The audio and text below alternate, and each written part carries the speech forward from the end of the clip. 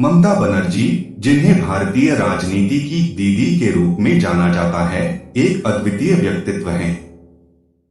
उनका जीवन संघर्ष, दृढ़ निश्चय और एक अटूट जज्बे की अद्वितीय यात्रा है। 5 जनवरी 1955 को कोलकाता के एक साधारण बंगाली परिवार में जन्मी ममता का प्रारंभिक जीवन कठिनाइयों और संघर्षों से भरा था। उनके पिता प्रोमिलेश्वर बनर्जी का निधन उनके बचपन में ही हो गया था, जिससे उनका परिवार आर्थिक संकट में आ गया।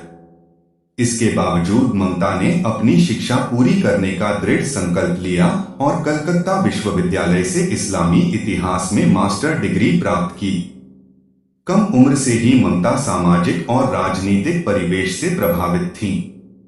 उन्होंने 1970 के दशक की शुरुआत में कांग्रेस पार्टी में शामिल होकर राजनीति में कदम रखा। यह समय भारतीय राजनीति में उथल-पुथल का था। उनके जोशीले भाषण और जमीनी स्तर पर की गई सक्रियता ने उन्हें पार्टी में एक प्रमुख व्यक्ति बना दिया।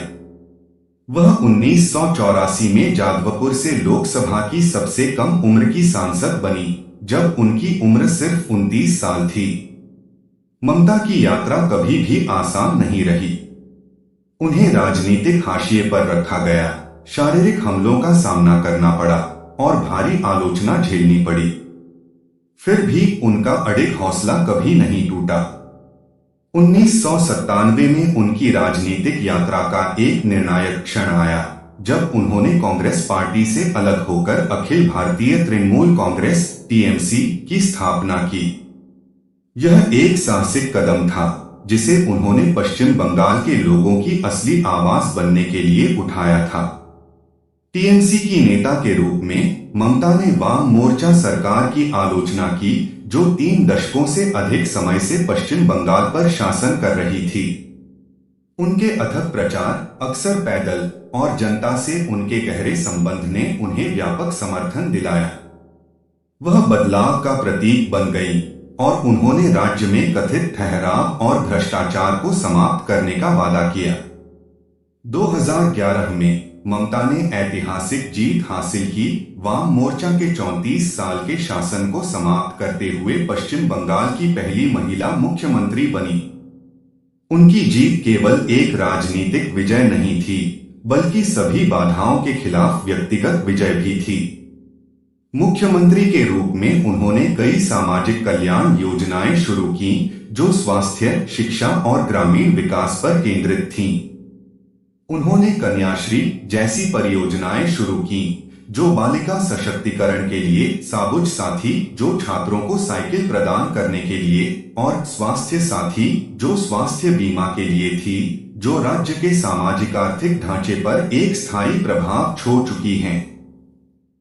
ममता के नेतृत्व की शैली उनकी सक्रियता और जनता से सीधा संवाद की विशेषता है।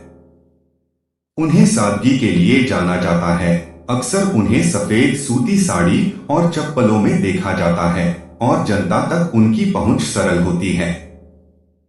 हालांकि उनके शासन की शैली के लिए आलोचना की जाती है और उन पर अधिनायकवादी प्रवृत्तियों के आरोप भी लगाए जाते हैं, लेकिन जनता में उनकी लोकप्रियता बनी रहती है। उनमें लोगों से जुड़ने की अद्वितीय क्षमता है, उनकी आकांक्षाओं और शिकायतों को समझने की और उन्हें सहानुभूति के साथ संबोधित करने की। 2021 में ममता ने अपने राजनीतिक करियर की सबसे कठिन लड़ाई लड़ी, एक मजबूत प्रतिद्वंद्वी भारतीय जनता पार्टी (भाजपा) के खिलाफ। यह चुनाव गहन ध्रुवीकरण और उच्च दाब के बीच हुआ। सभी बाधाओं को नकारते हुए उन्होंने अपनी पार्टी को शानदार जीत दिलाई और तीसरी बार मुख्यमंत्री बनी। यह जीत उनके राजनीतिक कौशल का प्रमाण थी, साथ ही यह पश्चिम बंगाल के लोगों के साथ उनके गहरे संबंधों का भी प्रतीक थी। ममता बनर्जी की जीवन कहानी दृढ़ संकल्प और विश्वास की शक्ति का प्रमाण है। एक साधारण आर्थिक स्थिति से लेकर भारतीय राजनीति में सबसे शक्तिशाली महिलाओं में से एक बनने तक की उनकी यात्रा प्रेरणा से भरी है। उन्होंने बाधाओं को तोड़ा और महिलाओं के लिए रास्ते खोले और हाशिए पर पड़े और बेआवाज लोगों के लिए आवाज बनी। उनका उत्तराधिकार जीत और चुनौतियों का जटिल ताना बाना है, लेकिन सबसे बढ़कर यह लोगों की शक्ति में अटूट विश्वास की कहानी है।